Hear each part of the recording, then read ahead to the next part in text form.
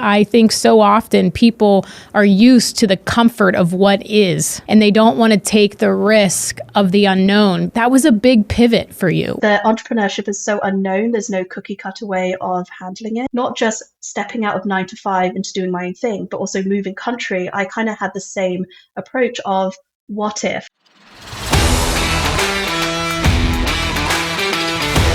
All right, guys, welcome Louise to Generation Wealth. Thanks so much for coming on. Absolutely. Thanks for having me. Yeah. So, when we spoke before we even just started to record this, I said, I see so often that entrepreneurs make so many mistakes when it comes to bookkeeping and accounting. And it tends to be one of the very last skill sets that most entrepreneurs develop is business finance, even though it's such a critical part of business success. And so I love what you do. I love how, you have a way of breaking down a very scary, non-fun, unsexy thing, numbers and bookkeeping, but doing it in a way that helps people really make sense of their numbers. So can you share maybe with our audience a few things that you commonly see business owners and entrepreneurs doing or not doing that's costing them and preventing them from maybe being able to keep more of their money? Yeah, absolutely. And it's funny because we've been seeing this a lot, especially with those that are starting out with their businesses. But the number one thing that we see, which is a common mistake for handling your accounting information, is having your personal and your business information mixed.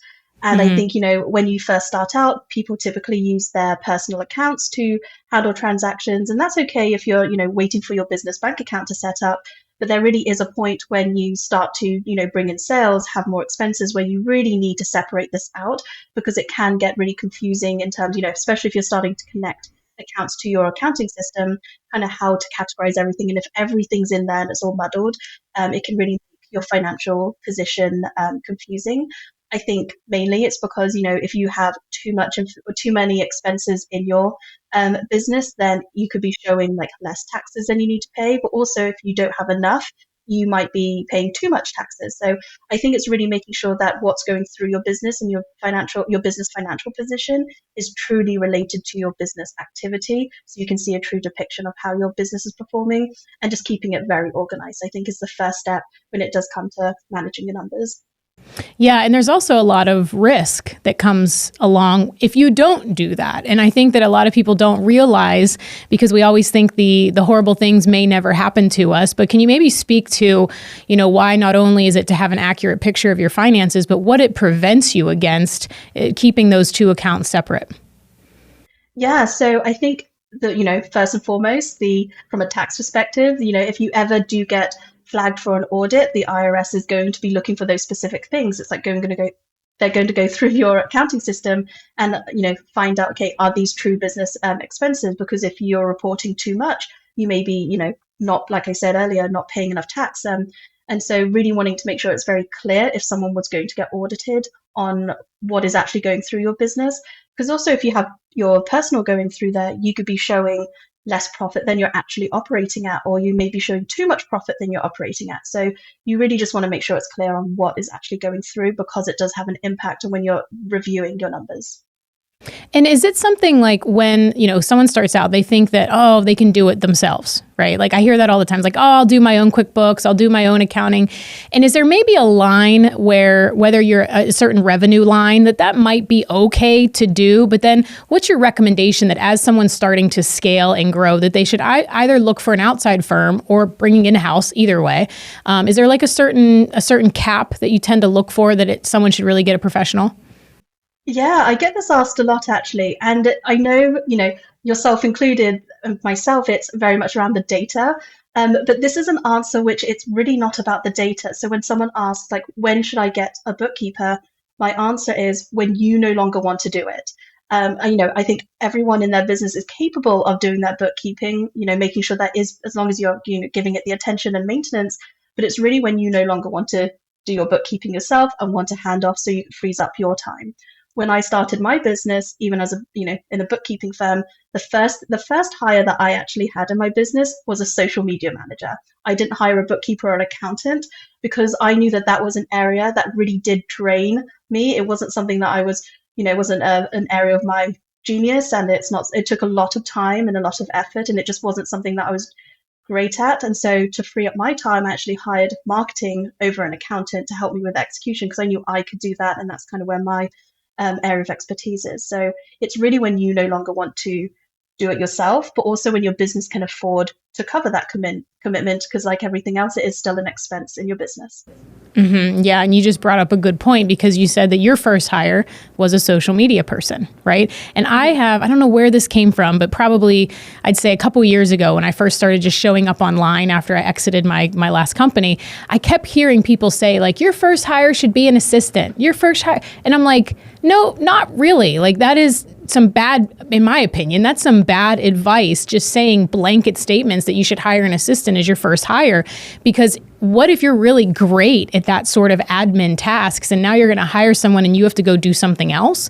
So I think it's an important conversation to have that like your first hire doesn't necessarily need to be one specific thing, but if you're not great at your financials and you're not great at data and it sucks the living life out of you to do bookkeeping, then that probably should up the tier of who you should be hiring first.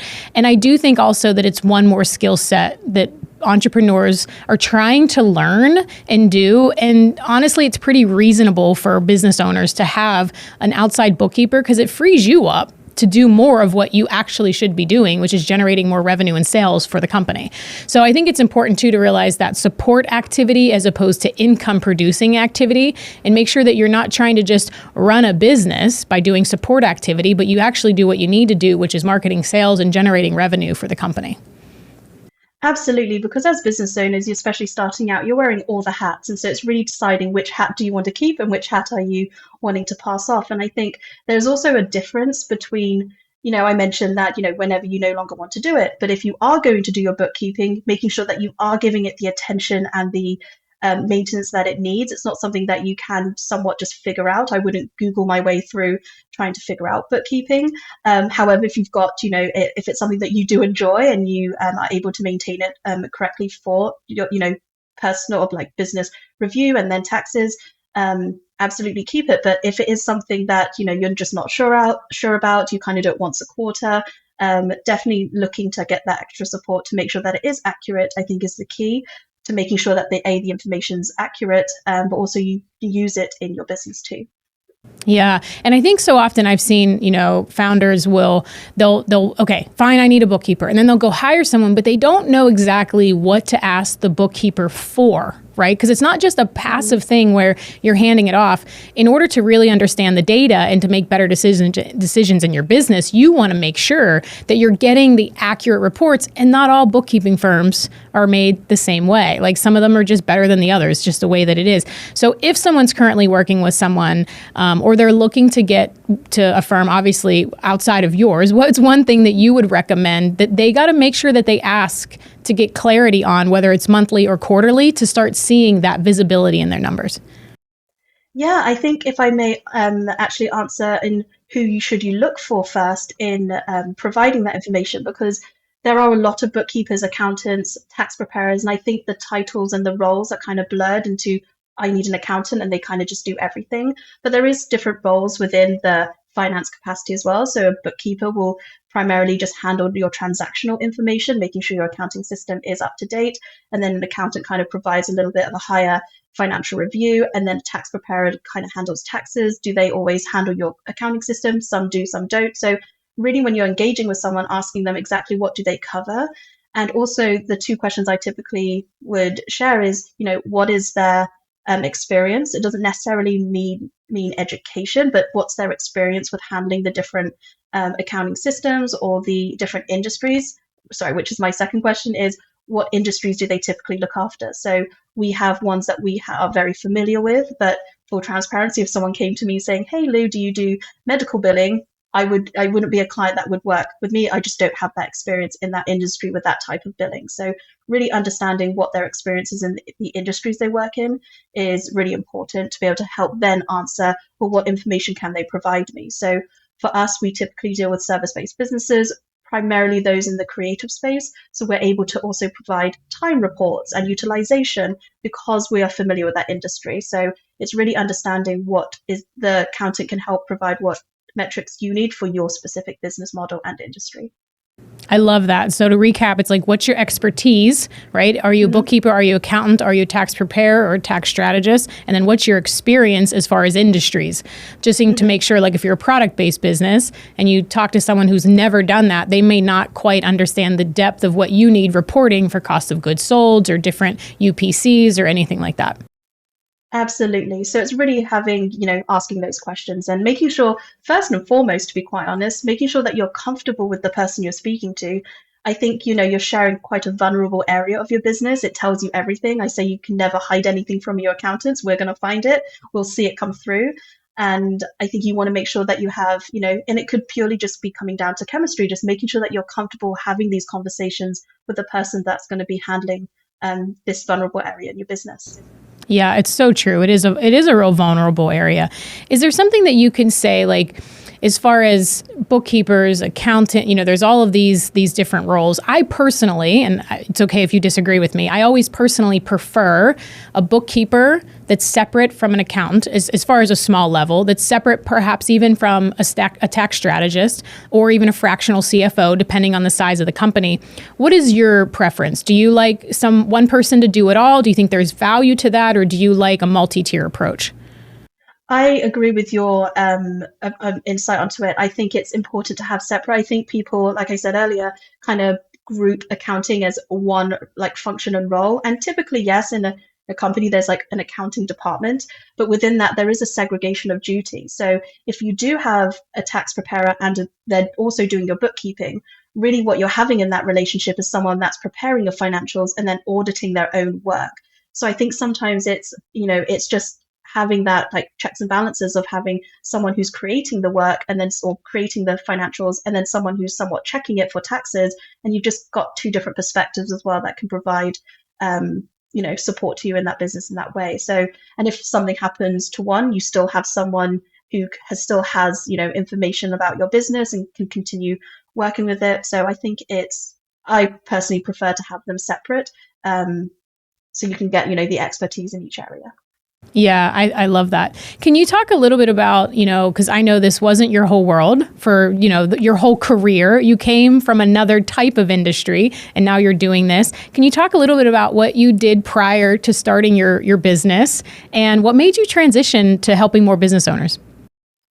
Yeah, so I was originally in London in corporate, in advertising companies. And so one day my boss said, there's a position in Phoenix. Do you fancy it? And I thought, why not? So I jumped over here working for agencies. And, I came here with like 2 suitcases, not knowing anyone, and, just kind of started to develop my network. Well, as I started to make friends, they were primarily business owners. They started to ask me questions. And so I answered, and then they would refer me to their friends.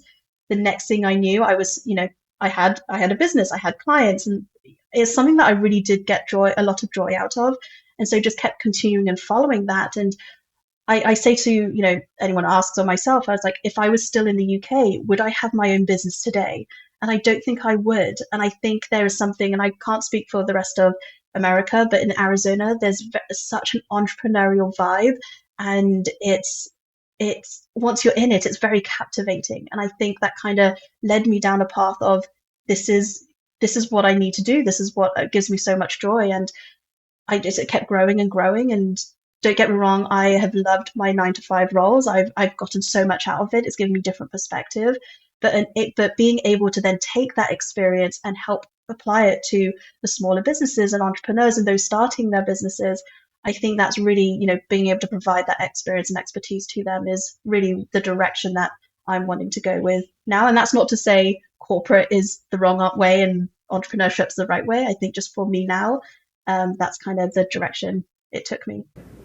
And she breezed over really quickly about that position in London, but it was a pretty big position with a pretty big company. Am I right? Yes, it was. Yes. They were publicly traded, so yes. They were very global and able to help finances in different countries. But yeah, it's well, and the reason I want to address, I didn't want you to gloss over that because I think so often people are used to the comfort of what is. and they don't want to take the risk of the unknown because, right, our brains are always trying to keep us safe and not actually take that next step because what if I fail? What if it doesn't work out? What if I'm not going to get any clients? And you left a really great position that you had a lot of obviously opportunity and it was obviously a great company. So can we talk a little bit about to maybe the person that's listening that whether it's in their business or they're working a corporate job and they feel like there's something more or something different. It doesn't even have to be better, right? It just could be different. Can you maybe speak to like, that was a big pivot for you? What was scary about it? And knowing what you know now, is there something that you would say to someone that's trying to do something bigger or unknown or unsure in their journey? Oh, I love this question. And I think it's, it is terrifying. I'm still terrified to this day. I think the entrepreneurship is so unknown. There's no cookie cutter way of handling it. And I think if anyone was speaking to me, it's like, for me, especially, not just stepping out of 9 to 5 into doing my own thing, but also moving country. I kind of had the same approach of what if, like, what would be the bigger regret? Would it be I should say, what's the worst that could happen? So when I was debating whether to come from London to America, it's like, what's the worst that can happen? Well, maybe I don't like it here, and so I would go home, and then back to the UK. And so with my business as well, I was like, because it was a side hustle for a long time, and then it kind of started getting traction. And so there was a point where I just had to ask myself, well, what if I could dedicate my time 100% to this? Where could it go? And what's the worst that could happen? I would get go back into corporate and get another job. Obviously, there's a bit more. There's a simple conversation than that, but typically that was kind of what I asked myself. I was like, what's the worst that could happen? Let me step out. Let me pursue this. Let me, take that leap. And if it for whatever reason didn't work out, I could always go back into corporate. That will always be there for me. And I think it's just asking yourself that, like, what are you willing to try and risk, I guess, and then what could the worst happen? I love that. I love that. I just had a conversation this morning about this, and I said, if I could wave a magic wand in this scenario, here's how it would look. And what is the absolute worst case if I'm wrong about everything and it turns out that this was a bad decision, what is the worst that can happen? And then it's like knowing through data of your life, through decisions that you make, through things that happen, that it's probably not going to be either. It's not going to be the magic wand situation, and it's not going to be the worst case scenario. So, but if you can live with a version of the worst case scenario and understand it's probably going to be somewhere in the middle, it's like, why not? Why not take a chance? Because if you didn't, that would probably be a reoccurring theme in your mind, like, should I, shouldn't I, should I, shouldn't I, right? And then you'd be like balancing that out for years as opposed to just jumping in and just doing it. I love how you put that because it's so true. I think, there's extremes and it's trying to find that middle ground, but I love how you put that. If you can live with the worst case scenario, then kind of, that helps with your decision. But I think also it doesn't have to be big life-changing decisions like that either. I think even within your business and entrepreneurship, you are still making those decisions every day. Like, hey, should we do this? Should we do that? Which direction should we go? And typically, like, what does the finances say to help decide which way you want to go as well? So I think even the little decisions, you can still have that same approach to help you maneuver through entrepreneurship. I love it. Tell us a little bit about, because I think predominantly most people that listen to the show are from America. What are some of the differences being in London, being in America? Obviously, like, is entrepreneurship is like glamorized as it is here in the US? Is it more glamour? Is it more like to get a degree and work for a big company? Like, what's the cultural differences? I'm just super curious. Yeah, so I think to be fair, it's not to say that it doesn't exist in the UK. It's just not something that I had exposure to. I think, I was one of those people that I knew I wanted to be an accountant at the age of 15. So my entire experience, my work experience, education has been geared towards that. Once I left uni, I went to London, joined a firm, and then just continued growing. And that was my goal, and I was excited about it. It's just kind of like climbing up that corporate ladder. And I think it was just a wonderful direction. And so I wasn't exposed to the entrepreneurship world. I didn't know a lot of people that had their own business in terms of kind of what America and the world that I'm in, the entrepreneurship area that I'm in now here.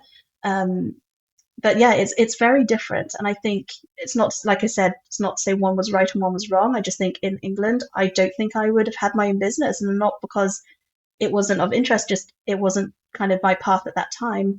But yeah, I would definitely say coming here, it's you're kind of confronted with it. Like there's so many groups, there's so many people, and I think it's really exciting. And once you're, if it's something that's really in you, you kind of just go with that flow as well here. So like I said, I don't think it's because it's not there, but I do think it's becoming a bit more of the culture now.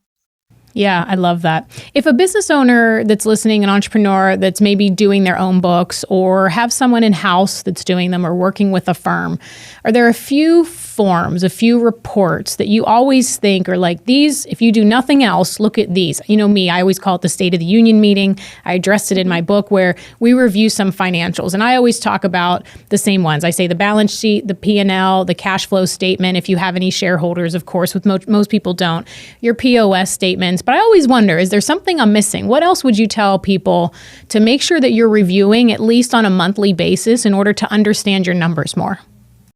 Yeah, so definitely your profit and loss and balance sheet are key financial statements. You should be reviewing that on a regular basis because your business changes on the daily. So that's going to be kept, as long as you keep your bookkeeping up to date. But I would also say it depends on who you're talking to. So I may not share my profit and loss with my entire team, but I might share parts of it. It's like, okay, if you're responsible for these certain budgets, this is kind of how we're tracking. Or if you're responsible for helping with sales, then they're the numbers that they'll typically focus on. So it really depends on what their role is to know what would really be helpful for them. But from a general perspective, definitely your profit and loss and balance sheet. And then typically I do say like it's so important to have a budget and to be reviewing that alongside with your P&L and your balance sheet, because although your your P&L and balance sheet is going to provide you with your current information and historic, you still need to be reviewing something that shows your future forward as well, and kind of what activity and plans that you're looking into to how it would impact your P&L, because in a sense your forecast will then eventually translate into your P&L if you follow through with that. So I think they're really the key documents that people should be using to help manage and grow their business, because that will have your full financial position. And I think budgeting, that's another thing. I mean, I've even been on boards of nonprofits and they don't even, budgets are like one of the things that it's like some people do them, some don't. What are some of the key things if someone's never done that before? They're like, yeah, I review my P&Ls because I've listened to the show for a year, but I do my balance sheet. I look at my bank reconciliations and my POS or my CRM, wherever processes sales. But I've never actually sat down and done a budget, either for my business or personal finance. What are some of the key things that someone needs to know in order to start to prepare a budget? Yeah, so definitely looking at your historic. And so you want to make sure that your historic information is correct to begin with. If you have an incomplete, accounting system or P&L, then that data is not going to really help you. So let's just say you've been consistently making sales of 20,000 a month, but you start forecasting 100,000. There's a bit of a disconnect then. It's not to say you couldn't achieve that jump, but understanding, okay, how are we getting there? And then what costs are associated with that? So I think it's understanding your historic to help provide what your future looks like. And then just really the two main areas of a budget is looking at what your sales forecast is. So what money do you expect to come in? And then what money do you expect to go out? And if you have a really good grasp on what those two things are and tracking, that will help you prepare for whatever happens in the future and plan that out. It's kind of like, I use the analogy of trying to play poker with only one card of the deck. And so, your P&L is just one part, or is just one card in your business. You want to make sure that you're able to pull it all in to see overall how your business is performing, so you can be proactive with it and not reactive when something has happened after the fact. Yeah, that's so good. You have seen the inside. We were talking how money is super personal, right? And you get to see the inside of people's businesses. What are some of the expenses that you see that from your perspective are typically either over expenditures, like something that goes up? It's a category that maybe gets away from people and they don't realize it until their review with you that, oh my gosh, I didn't realize that this expense really got out of control. Is there something that maybe you see from time to time that kind of creeps up on entrepreneurs? The biggest one is software subscriptions, or just subscriptions in general, to be honest. I think people sign up for things and then forget. And I think it goes back to that's why you should have a budget, because you're able to itemize, okay, what should we be expecting? And if there's a variance, why is that? but also just looking at kind of, okay, what do we have coming in every month? Oh, we don't even use that anymore. And the number of times when I jump on strategy with clients or building their forecast of like, oh yeah, we need to cancel this, this, and this. We don't use it anymore. And I think, even if it's just $5 a month, like that really does add up. And so you want to make sure that you're reviewing your subscriptions frequently. And then the second biggest one is people and labor costs.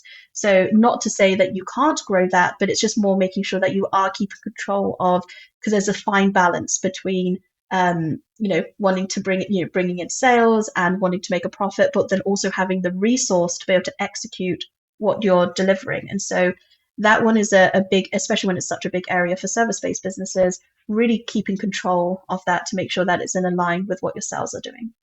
Oh, that's so good too. So number one, it's so funny. Of course, we're aligned. The very first thing I always tell people when they do their State of the Union is to go down their expense report and go line by line and see. I mean, it's happened to me and I'm diligent where I'm like, wait, why did Google charge go to $40 from $40 to $200? Like, oh, and someone on the team's like, oh, well, we needed more storage. I'm like, for what? Like, because sometimes that storage is maybe like your own personal photos that you don't really need backed up, like depending on the situation.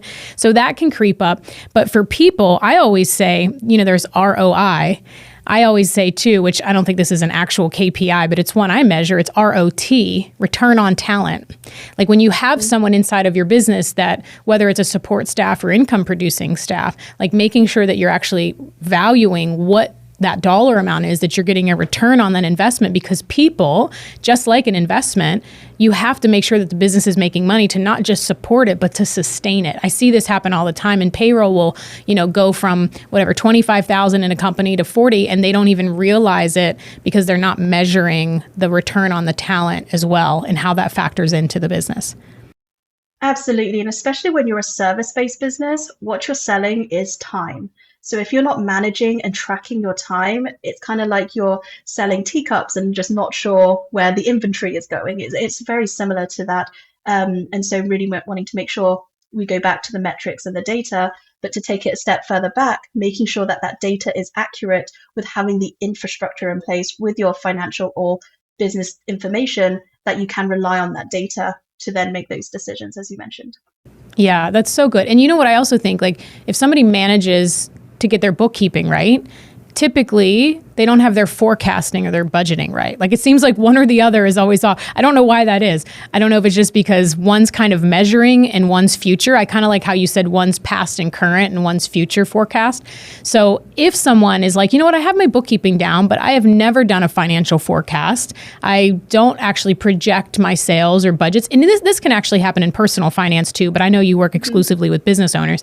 Is there a way, is that like something that you offer? Is that like a strategy that you can offer business owners to help them develop that talent of preparing a financial forecast and what's all involved? Is that like part of what you offer? Yeah, so I actually have financial strategy sessions and we do exactly what we've been discussing. So they need to have accurate, up-to-date financial information. Their accounting system has to be caught up. Otherwise, it's really, we'll be preparing something based on inaccurate information. But together we kind of, I build out a baseline based on the historic information. Okay, this is what your forecast trends or your sales forecast trend looks like. This is what your expenses are reoccurring. We kind of then jump on a call and then go through it because, your accounting system isn't going to know that you're throwing an event in October. So we kind of put that and plan that in place. And so when someone says, oh, I want to hire 3 people in November, we can see what impact that has. So we kind of really create that budget, kind of, put in all the financial goals and plans for the year and then see what the bottom line says. And if we need to make adjustments, we can do that in live time before you go and execute hiring those 3 people. If you should, if you can cover financially the only one person, then maybe 2 people in next year. So it's never to say, no, you can't do anything. It's more just to where's the right timing and what goals you need to meet to be able to cover those costs. Yeah, and that's why I really wanted to make sure to have you on the show, because I know so many people, kind of what you're talking about is a little bit of CFO, fractional CFO work, but very few business owners until they get, out of that startup phase of over 3 million in revenue, very few business owners can afford that type of service. And what I love is that you're providing that, $1 billion, that client value that you had in corporate to a publicly traded company, you're actually breaking it down in a way that the startup businesses that are perhaps doing that under 3 million benchmark, that they're able to start to understand so they can become better decision makers. And it's like, most entrepreneurs I've found working with so many now is they're typically operating out of reaction as opposed to intention. And when business gets really fun and really good and really profitable is when you're operating out of intention and not reaction to something that already happened. And it's also the only way to take advantage to all of the tax deductions that I talk about on the show, because you have to be planning your revenue and your deductions on what you spend before the end of the year. And I think that's commonly people miss that part. And just to go back to an earlier question that you had about a common mistake, and I think if you don't have that budget or that plan with intention, typically we see that people are running their businesses from their bank account, and their bank account doesn't have all the information. It's just that one card in the deck. And so really wanting to make sure that you pull it all together, so then you can, if you had $50,000 in your bank account and you're like, oh, I want to buy, or I want to get an office. Well, what does that look like? But if you knew that you were going to, 25,000 of that was going to go straight out the door tomorrow for taxes, would you still move forward with that office? So I think that's the kind of the questions that you'll be asking yourself of, what impact do these numbers and this activity has on the business, and can I afford it? Can I, what's the return on it? And really providing that empowerment to you as an owner. Yeah, I love that. It's like people think like $20,000 is just going to cost $20,000, but what revenue do you need to make at the profit margin that you're at in order to net that $20,000? And this was a mistake I made way back. I did billboard campaigns, and I was so excited that these billboard campaigns, right? They were like, back in the day, this was like a ton of money for a campaign, but we were spending like $100,000 a year on this billboard campaign. It worked really well until I realized that when you're in a 20% profit margin, that 100,000, it's not like you just got to bring 100,000 into the door. You've got to bring at least 500,000 into the door at 20% to just recoup your expense. And so it was a very expensive lesson in my early 20s of how just because you have the money and the profits coming in, that you're paying all these additional expenses on that net operating income that you're left with. So it cracks me up now thinking back to like 22-year-old Candy and that stupid decision that she made. But it to me is so invaluable as I've been able to, do multiple businesses and help so many entrepreneurs, because not every dollar in your business is actually created equal. So I think that that's an important part too. Absolutely. And there's 3 points I would like to make to that. So one thing is that your budget isn't just a one and done. I think that's why people kind of like, oh, we do this whole budgeting strategy session at the beginning of the year, and then they kind of forget about it. And I think it's, you want to make sure that you're looking at it regularly. Reason being is that really your accounting is math. It's doing the math for you. Like your sales less your expenses equal your profit. Obviously, there's more to it than that, but it's your math equation. But what your budgeting and forecasting is, and therefore goes hand in hand with your managing your business, that's an art form.